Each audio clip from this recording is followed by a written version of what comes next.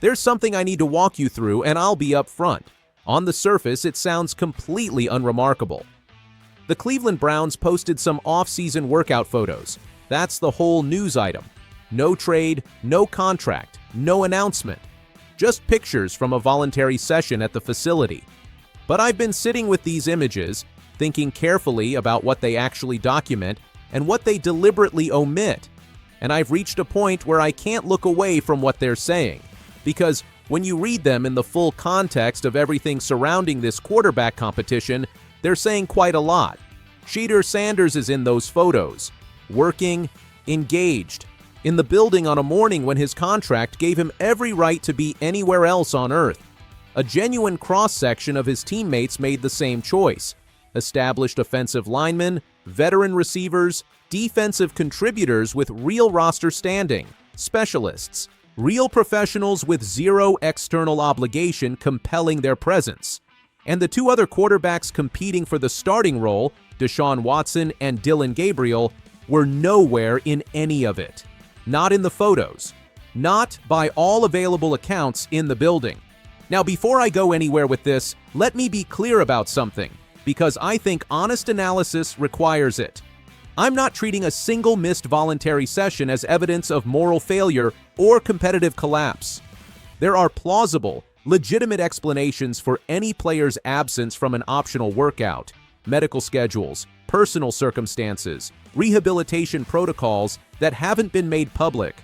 I take those possibilities seriously, and I'm not dismissing them. But here's where I land after giving all of that its proper weight. The existence of possible innocent explanations doesn't neutralize the significance of the contrast. Context doesn't disappear just because we acknowledge uncertainty, and the context surrounding this specific session, in this specific competition, at this specific point in the offseason, makes the contrast genuinely meaningful. The thing about voluntary workouts that I think gets consistently misunderstood in NFL coverage is what they're actually for. People either treat them as critically important, as if showing up to an April session wins starting jobs, or they wave them off entirely as irrelevant to anything that actually matters. Both of those reads miss the point. The football work accomplished in a voluntary spring session is almost beside the point. What these sessions exist to do at their core is create opportunities for players to build what I'd describe as ambient organizational credibility. The kind of credibility that doesn't get reported anywhere and doesn't show up in any evaluation metric, but that shapes, slowly and cumulatively, how a coaching staff thinks about a player's investment in the competition. The lineman who arrives at the facility before sunrise and sees his quarterback's car already in the lot, that's a small moment. Isolated, it means almost nothing.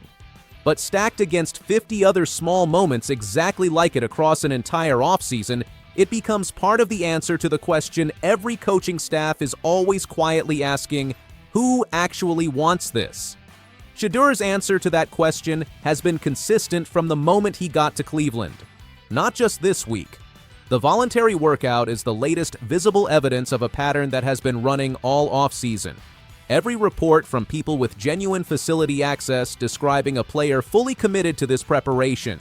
Every coaching signal about how the rep distribution is structured. Every named teammate statement expressing genuine confidence in their quarterback.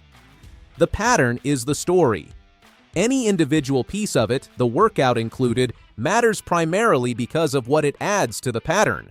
And the pattern has been pointing in one direction with a consistency that is getting harder and harder to attribute to coincidence. Watson. Let me engage with his situation the way it deserves, directly and without the easy shortcut of simply cataloging the contrast and letting the implication do the work. He has publicly maintained that his physical condition is strong. The workout footage he's shared on social media depicts a man moving in ways that suggest real recovery progress, the kind of movement that, if genuine, should represent no physical barrier to voluntary participation. I take that footage at face value, which is precisely why, when I try to construct a competitive rationale for his absence from this session, I come up empty. Here's the thing I keep returning to. Watson isn't in a standard quarterback competition, He's in this specific one, where every credible piece of organizational reporting has been painting a picture that doesn't favor him. Todd Monken's investment in Shedeur's development has been described with a specificity that leaves limited room for alternative interpretation. The ownership-level resistance to that direction hasn't produced any visible change in the coaching staff's orientation. The trade market's complete indifference to Watson, 31 franchises declining to engage despite what appear to have been genuine attempts to find a partner, has communicated something about his perceived value that organizations are not in the habit of stating publicly. When the totality of your competitive situation looks like that, the voluntary versus mandatory distinction stops being the governing framework for your decisions. The governing framework becomes, what does it actually require of me to shift a trajectory that is currently moving away from me? And whatever that answer is, it doesn't include ceding the field to your competition on a morning when you could have been in the building. The Watson who had Houston believing in him, who played well enough to generate the market that brought him to Cleveland in the first place, operated with a competitive instinct that made decisions like this automatic. He wouldn't have needed someone to explain why presence matters when you're trying to reverse a narrative. That instinctive competitive clarity, whatever happened to it, isn't visible in his current behavior. And that matters for how his situation resolves. I'll give him every benefit of the doubt that the available information allows. Something medical we don't know about. A rehabilitation recommendation from his physicians that made attendance inadvisable on this particular day. I hold that open. But then I look at what the Cleveland Browns organization chose to do about this session from a communication standpoint. They documented it, they released the content, they put out the images. And I think about the fact that when Gabriel attended similar sessions last year, the Browns put out content featuring him. The organizational decisions around what to show the public and what to keep private are never random. They are always, in some meaningful sense, a statement. And the statement embedded in this particular set of photos is not the kind that requires careful interpretation to understand. Gabriel's absence, though, tells a genuinely different story. And I think conflating it with Watson's misrepresents what's actually happening. The reporting around Gabriel's situation has been pointing consistently towards something more final than competitive disappointment, toward a player who has absorbed the full weight of what the organizational signals have been communicating and arrived at his own conclusion about where his career is heading. If he's actively exploring a trade, if he has privately concluded that his best professional opportunity is going to materialize somewhere other than Cleveland, then his not being in that building for a voluntary workout reflects a completely different underlying reality than Watson's absence does. It's not indifference to competition. It's the natural, rational behavior of a person who has processed the available information and made a sensible decision about where to direct his professional energy. I'm not judging him for it. If you've read the room thoroughly enough and the room is telling you clearly that your role in this building is to develop someone else, the healthy response is to start orienting toward the next opportunity. Whether the trade comes together, what Cleveland gets in return, when the move actually happens, those remain genuinely unresolved. But Gabriel's absence reads less like a competitive withdrawal and more like a quiet acknowledgement of a conclusion that has already been reached privately, even if it hasn't been announced publicly. Now let me spend serious time on the part of this story I find most genuinely interesting, because I think it's where the real significance of the workout lies, not in who was absent, in who was present. When I look at the players who chose to be in that building alongside Shedeur, I'm not looking at fringe contributors hoping to impress coaches enough to survive final cuts. Zion Johnson was there, a legitimate starting offensive lineman, a real piece of this offense. Mason Graham showed up, one of the most meaningful defensive investments this roster has seen in recent memory. Jerry Jeudy, let that one sit for a second. Jerry Jeudy, a veteran wide receiver with actual career production and zero professional pressure requiring his attendance, chose to walk into that facility on that morning. KT Leviston was there, Isaiah Bond, Darnell Washington, Quincy Williams, even the specialists, the kicker, the punter, chose to be in the building. These are established NFL players making a genuine choice about how to invest their time. And the only quarterback sharing that building with them was Shedeur Sanders.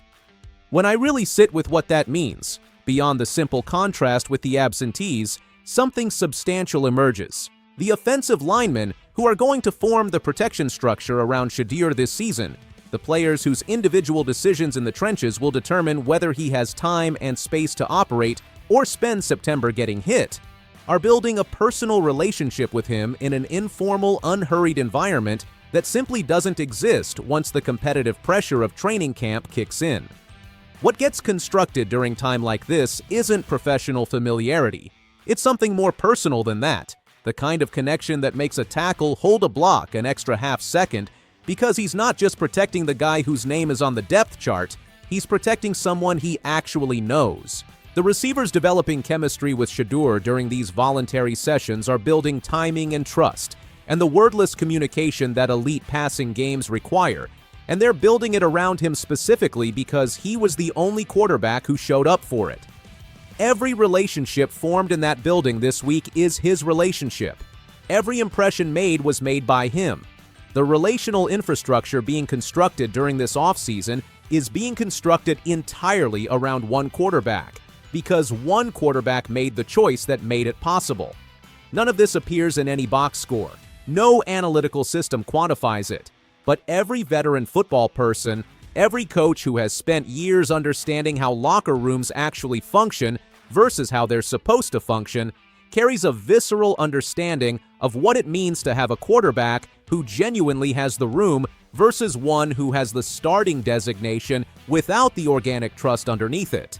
The difference between those two things becomes visible and consequential during the hardest stretches of a season. You can feel it in how players respond to adversity. It affects how long people fight for a quarterback when the results aren't there. It shapes whether a locker room rallies or fragments. That foundation gets built in exactly these unglamorous, invisible, voluntary moments. And right now, in Cleveland, only one quarterback is building it. The lens Todd Monken brings to all of this, as best I can construct from everything reported about how he runs a program, makes the voluntary session even more telling. Monken evaluates based on present demonstration, not historical credential. The reputation Watson built in Houston, the Pro Bowl appearances, the contract structure that reflects what he once was, none of that functions as currency in Monken's daily evaluation. The currency is what you demonstrate in this building, for this team, in this competition right now. Watson's cap number this season is $44.9 million. In Monken's framework, that number carries weight in the financial and organizational conversation. It doesn't purchase a single unit of coaching staff trust. That trust has to be earned the same way everyone else earns it, through the accumulation of daily demonstrated investment, the kind that requires no one to compel it. And that accumulation, day by day across this entire offseason, has been running overwhelmingly in one direction.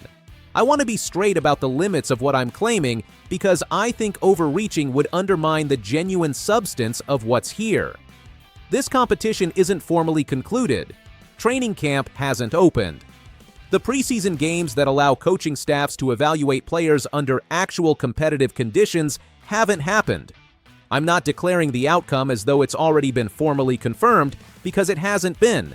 But here's what I know about how NFL quarterback situations actually resolve, from watching this league carefully for a long time. The formal competition is almost never where the decision gets made. The decision gets made in the weeks and months before the formal competition begins, through exactly the kind of daily organizational trust building that voluntary sessions represent. By the time August's padded practices arrive, the coaching staff will already know what they believe. The formal process will produce documentation of that belief. The informal process, the one that's been playing out since Shedeur arrived in Cleveland, visible in rep distribution and workout attendance, and named teammate statements and coaching staff signals, has been producing a consistent answer for months. This week's photos are one more thread in that answer. One quiet April morning where one quarterback made a choice and two didn't, and where the Cleveland Browns organization made a deliberate choice about how to document it and share it with the world. When Shedeur eventually jogs onto that field as the unambiguous starting quarterback of the Cleveland Browns, the people watching will see a quarterback under center. They won't see the off-season mornings he spent in the building when the contract said he could sleep in. They won't see the lineman who formed his first real impression of his quarterback's character on a voluntary Tuesday. They won't see the receiver who started trusting the guy's arm because he kept showing up to throw to him before anyone required it. All of that will be invisible, but it will be holding everything else up. And one player in that building has been building it deliberately and consistently since the day he arrived. The competition had the same morning. They just spent it somewhere else.